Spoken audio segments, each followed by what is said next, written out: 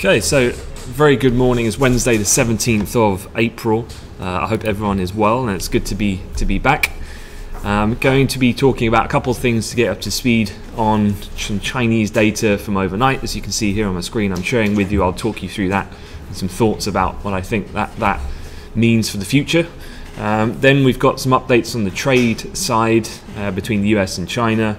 A couple of corporate earnings to be aware of, and then the oil inventory data last night from the API helping bump prices up a touch this morning, and we'll have a look at that as well as the calendar for the day ahead. But just quickly, just going over the initial charts here for the setup for the open, and it's relatively I'd say neutral.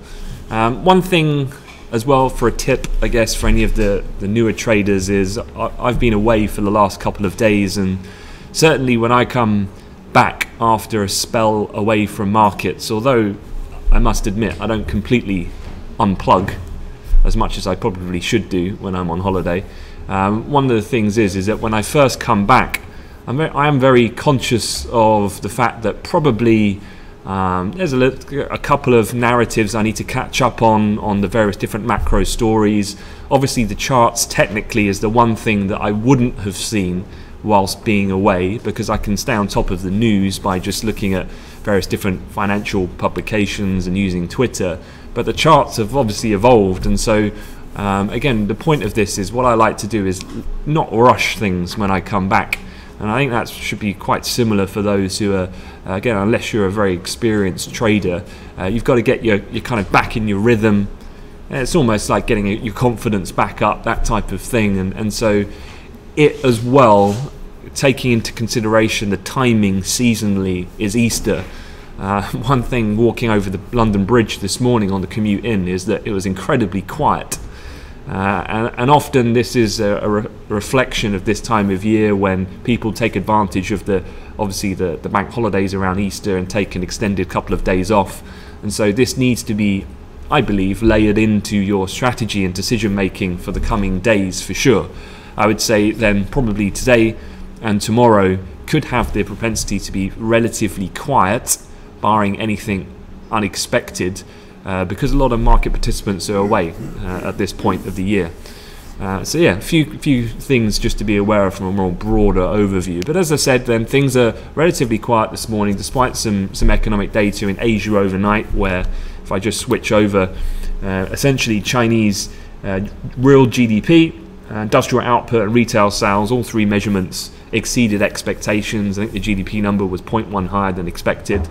A lot of this is, I wouldn't say massively surprising, and hence the reason why you've not seen a kind of very positive kind of response to this in the European Open this morning, is that I'd say most Wall Street analysts were expecting GDP to kind of gravitate around this kind of mid to lower 6% region. So it's not massively surprising.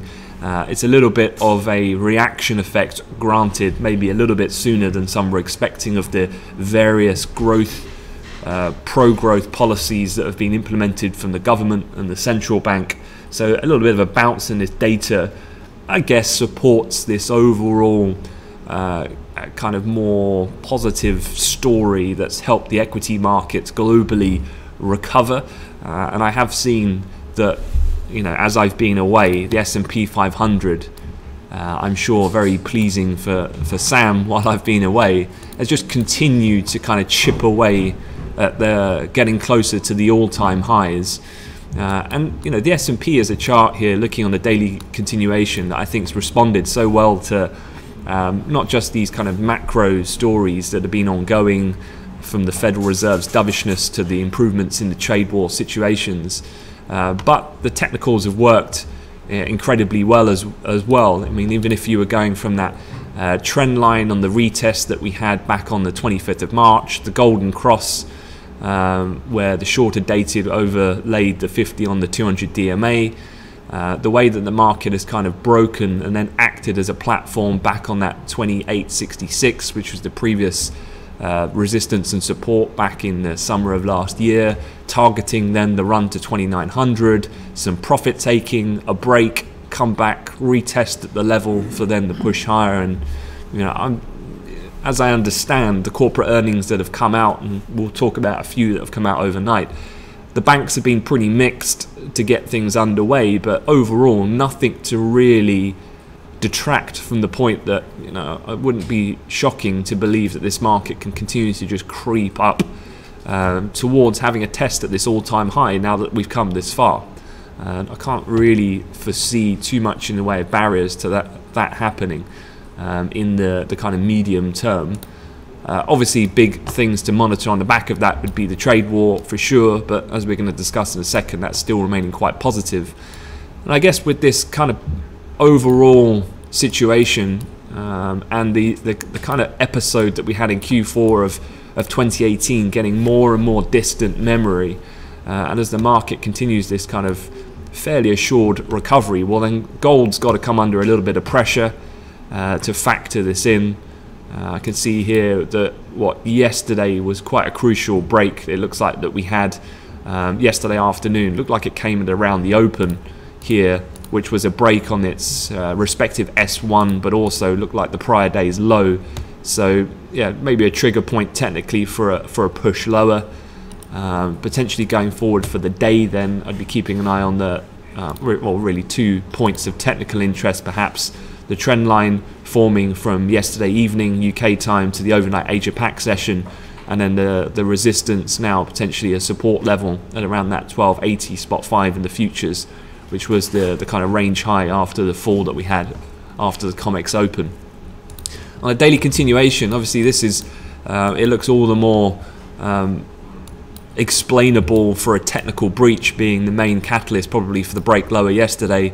You can see here that not just from the beginning of the month of April, this is kind of a very similar area to where the market has responded on previous occasions. So the break yesterday, gold does have is an instrument that responds quite violently when these levels do get broken, and you can see it just kind of pop lower there. Any movement down lower probably would be looking around this level here. It's kind of 68, 65 type region, just where I've got that ellipse on the kind of trend line as well from the price activity going back from the tests that we've had in August and November.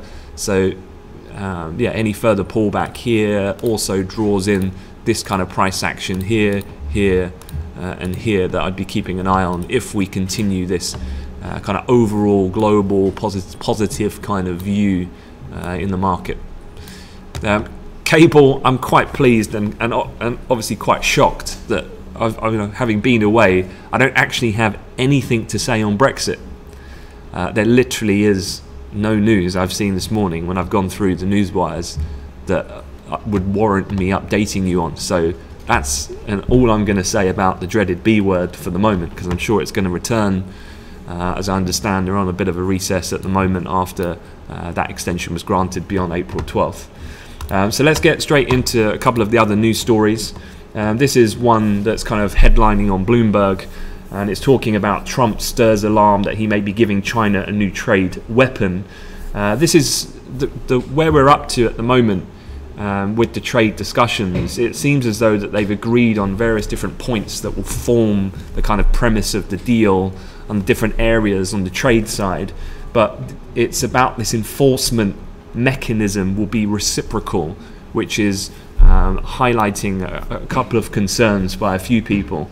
This being the fact that the US have been very much pushing for what would be rolling kind of every potentially quarter updates to see whether China are abiding by the rules, and having an open policy then that they can make various different enforcements if China are not upholding the deal that's been agreed. Now the problem here is that as part of the negotiation, it's looking likely then that China will have a reciprocal clause where if then the US are not doing as they should, then China can also counteract them as well, which would be, I guess, logical from a negotiation point of view, but obviously does put the US in a slightly precarious position where obviously China does carry equal amount of power, you could say, as to what the US does, but maybe this is what's necessary to get the deal over the line. One thing for sure, I don't think this is really hugely surprising. I'd say this is probably normal business practice. In order to get this deal over the line, it'd be highly unusual for it to be tilted so heavily in one country's favour. And hence the reason probably why the markets kind of digested this news fairly comfortably this morning. The other thing that was quite interesting and probably warrants just a slight mention here is that Trump gets trade setback after the World Trade Organization ruling that may foil the US strategy. And what this is talking about is the WTO's first ruling on national security will stand uncontested. Now what this is about Russia and Ukraine. And basically, Russia and Ukraine said they won't appeal a landmark trade decision which the WTO upheld Moscow's right to claim key exemption to international trade rules that allows governments to take any action it considers necessary for the protection of its essential security interests. Now, the WTO, in summary, have been very reluctant to get into this political debate. But what's happened here is Trump obviously has used the premise of national security as his reasoning behind why he initiated in the first place this trade war with China. And so Ukraine says the decision that's happened in their case may help curb unjustified protectionism, which has really been one of the core issues brought about from a kind of top level point of view. So has this been a bit of a setback for Trump? I don't necessarily think so, but I think it's just something to be aware of because it is the first ruling on national security from the WTO and it will stand uncontested at this point. The whole idea here about will it limit potentially the reasoning behind him being able to bring forward type of action in the future. Larry Kudlow, sounding a little bit like a broken record. This is just the administration's, I guess, verbal management of this ongoing situation. He quote, very good progress being made in these China talks, so absolutely nothing really new there. All right, moving on, let's have a look at something else. I mean, the trade story I think is, I guess, ongoing. I'd say status quo. Nothing from everything I've just discussed really changes the mold a great deal. So if anything, we remain in this holding pattern of kind of mild positivity on that issue. That, though, does help the narrative for crude oil. We've had something come out overnight for crude, and obviously Tuesday night we get the API inventories. So the ellipse I've got here on the chart marks up the release at 9:30 last night, and as you can see here, we popped a little higher. We added from the opening price to the high about 20 cents or so to price activity, and we've grinded up in the overnight session. I'd say probably from a global growth perspective, possibly the Chinese data just helping reassure some investors as well on the demand side possibly, and we've drifted a little higher. As I speak though, just breaking the late Asia Pacific range slightly, so a little bit of a pullback from the most elevated levels that we've had in WTI earlier this morning when we first came in. Quite usual this. This is probably a combination of the initial European entrance here. We retest a high at 64.58 intraday, which is kind of a byproduct of the Chinese side, but the API is overnight. And then we've just had a little bit of profit taking perhaps on that move and just breached now that late Asia Pac range, just exacerbating some of that recent price movement. On a longer time frame though, obviously this is a pretty key area technically for crude at the moment. We've got up to around this 64.5, 65 level on the handle, obviously psychological, and that brings into play the previous points of support that we've had. So I think this is a reasonable and logical target that obviously Sam and I have been looking at for some time on this pretty persistent rally that we've had in crude.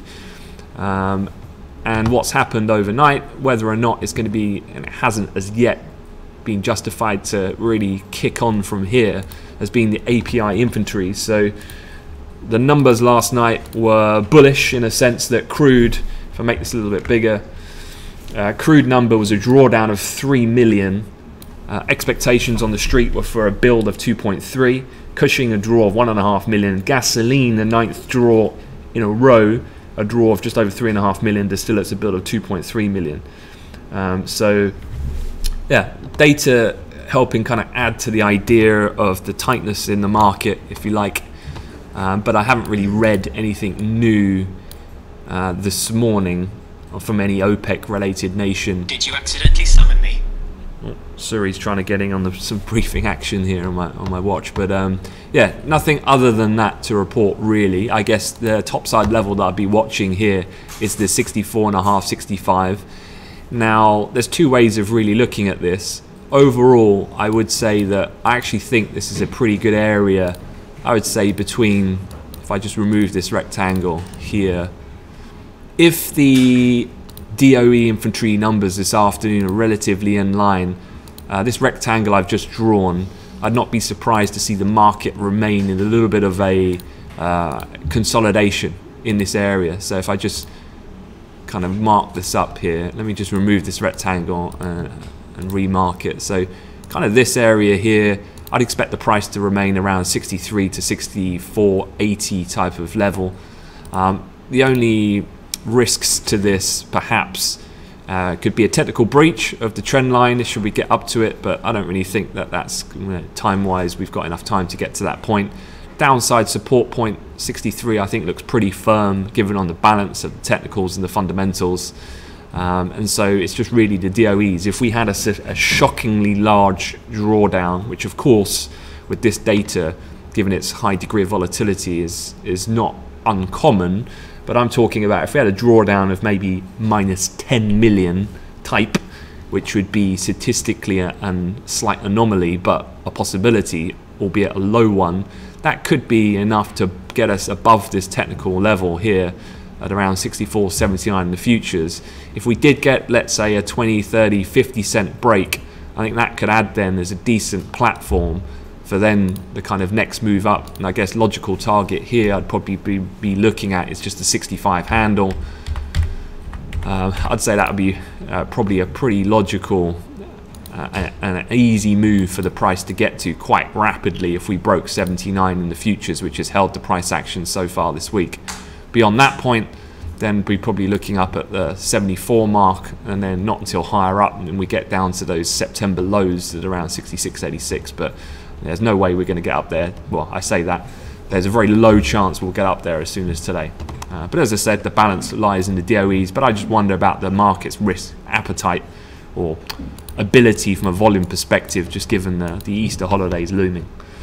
All right, a couple of earnings reports, and I'll run through these from a very kind of top level approach, just so you're aware of them. I won't go into the kind of granular level detail.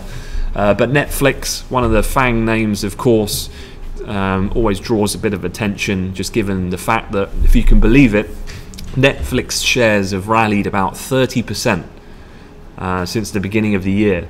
So very much like in the case of 2018 when we were originally hitting all-time highs, Netflix, these kind of growth-related stocks very much outperformed the benchmark S&P, and that being the case again so far in 2019. Their shares overall dipped 1%. So they were a little bit disappointing. Overall, they're actually posted their strongest quarter ever. What happened was their video streaming service signed up 9.6 million subscribers in the first 3 months of the year, which was ahead of forecasts. However, for Q2, they said that they're going to aim for a net addition of 5 million subscribers, and that is way lower than analysts had predicted of 6 million. Now, not only is the guidance a little soft, perhaps then one thing that people are looking at here about the reasoning why they're guiding lower on their subscription rates, which is key to their model, of which people typically invest in these types of future potential growth stocks, is competition. And what's happened is that Disney last week have unveiled their own new streaming service, about half the price of a standard Netflix subscription. Apple, of course, came out with that event in March where they unveiled a new streaming service. None of these of which Netflix have said they see as really competing with them. The one thing that's probably going to be more the cause for concern here is that Netflix have been upping their prices across various different markets. One of the biggest and key ones, of course, has been that of the US and also parts of mainland Europe as well. So yeah, Netflix, interesting as a release.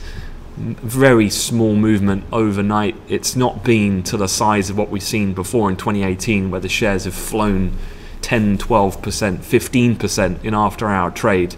I'd say the story's kind of moved on since then, and that kind of, in a sense, I think summarizes this earnings season overall.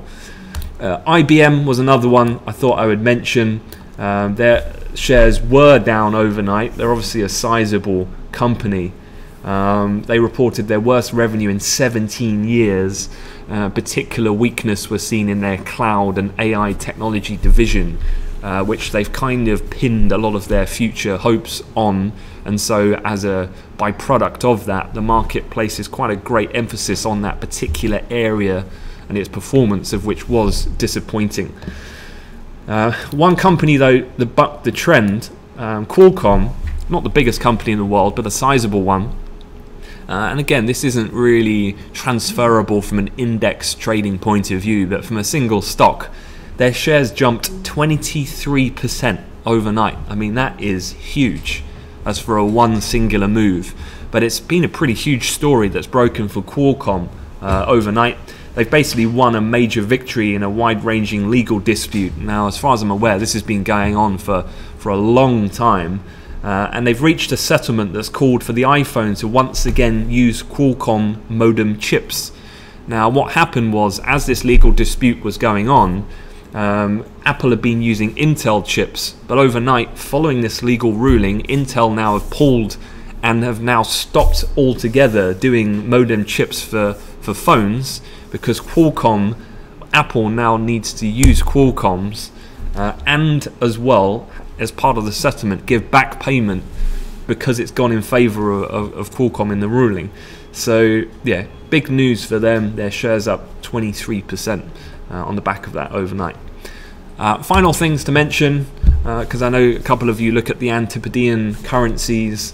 A little bit of a disconnect has happened between the Kiwi and the Aussie.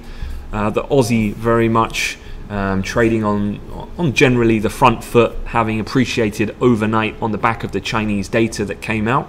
On the flip side though, the New Zealand dollar dropping to a 3-month low as their local domestic CPI number did disappoint against market expectations. So just to make that clear. All right, quick look at the calendar. What have we got for the session ahead? Well, 9:30 is a cluster of inflation information coming out of the UK. Obviously, the headline reading being UK CPI. It's expected to creep up. The median consensus is for a 2% reading, up 0.1 from 1.9. We've got a range of 1.8 to 2.2%. This is what this looks like in recent times.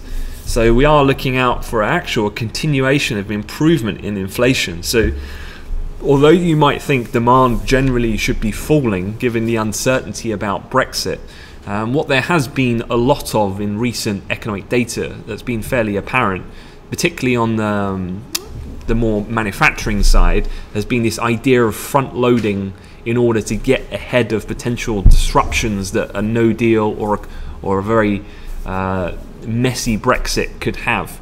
And so if anything, demand side has been held up relatively well. Consumer confidence, albeit low, hasn't really detracted too much from people's spending overall, and wages have continued to be relatively robust in comparison to recent years, which helps mitigate that kind of low confidence issue. So yeah, I'm not expecting huge movement on the back of this. It's probably one of the things to look out for this morning.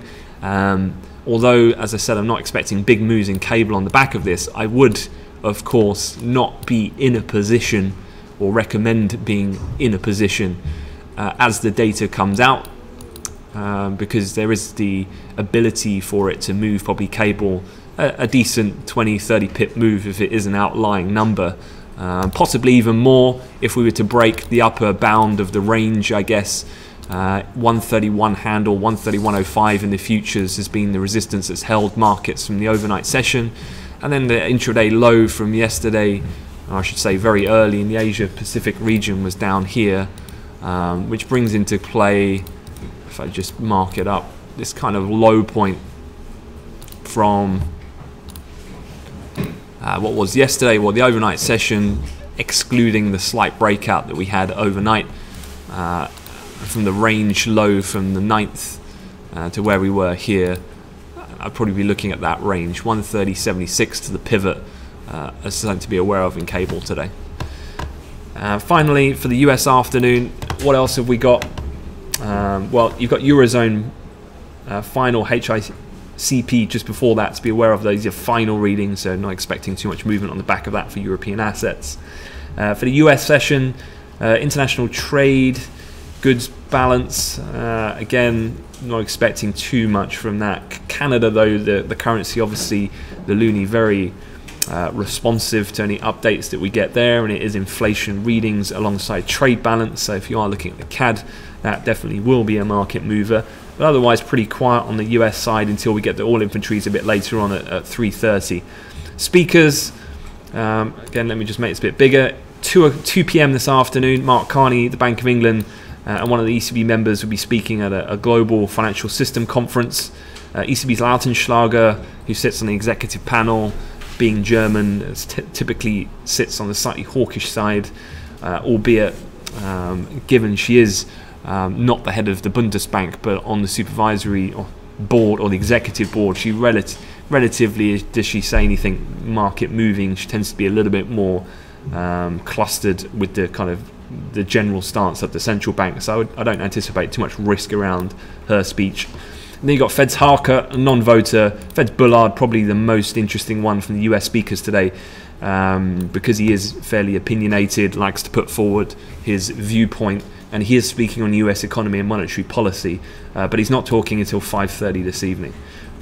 North American earnings reports, again, nothing I would say here that's going to shake up from an index futures trading point of view in the equity space. All of these are relatively, although mid-cap aren't going to have that ability to really move markets either from a sentiment or a size point of view from an index weighting perspective. All right, that is it. I'm going to leave it at that, let you guys get on with things, and I'll wish you a great day ahead. I'll see you in the chat room. Any questions, let me know. Just to be clear, Sam is away today and tomorrow, so if there's any questions, please feel free to put them in the chat room. Happy to help. Tommaso here as well. All right, guys, have a good day.